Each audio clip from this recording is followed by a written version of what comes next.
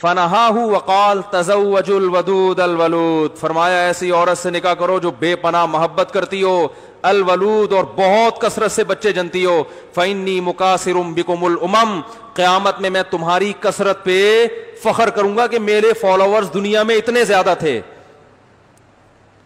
کیونکہ ایمان والا بچہ پیدا ہو جانا ایک مسلمان تو آج دنیا میں جتنے مسلمان ہیں آپ بتاؤ، ہمارے ماں باپ اگر نسل روکتے تو آج اتنے مسلمان ہوتے؟ میں برما میں تھا، میں نے وہاں بیان کیا، پوری مسجد بھری ہوئی تھی. میں نے کہا مجھے ایک بات بتاؤ، آپ لوگ کتنے فیصد؟ انہوں نے کہا 20% ہیں، ویسے زیادہ لیکن گورنمنٹ کی کیلکولیشن کے مطابق 20%. میں نے کہا یہ 20% جو آپ برما میں مسلمان ہو اور آپ پہ ظلم ہو رہا ہے، تو مجھے یہ بتاؤ یہ 20% کیوں ہو؟ کیا کسی نے دعوت دے کر آپ کو مسلمان بنایا ہے؟ کہنے لگے نہیں، ان میں تو چند ایک ہی ہوں گے جو کنورٹڈ ہیں.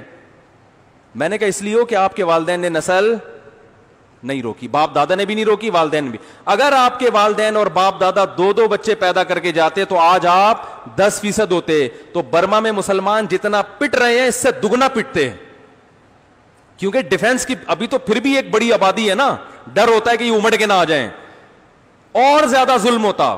انڈیا میں مسلمان اگر اپنی نسل روکتے تو آج کہا جاتا ہے 20% ہیں، وہاں بھی زیادہ، فرض کرو 20% ہیں تو اور کم ہوتے، ان کے ووٹ کی ویلیو بالکل ختم. اب کم از کم اتنا تو ہے کہ کوئی بھی سیاسی جماعت الیکشن لڑنے کے لیے کچھ نہ کچھ مسلمانوں کو بھی، کچھ طبقے کو تو ساتھ ملانے کی کوشش کرتی ہے.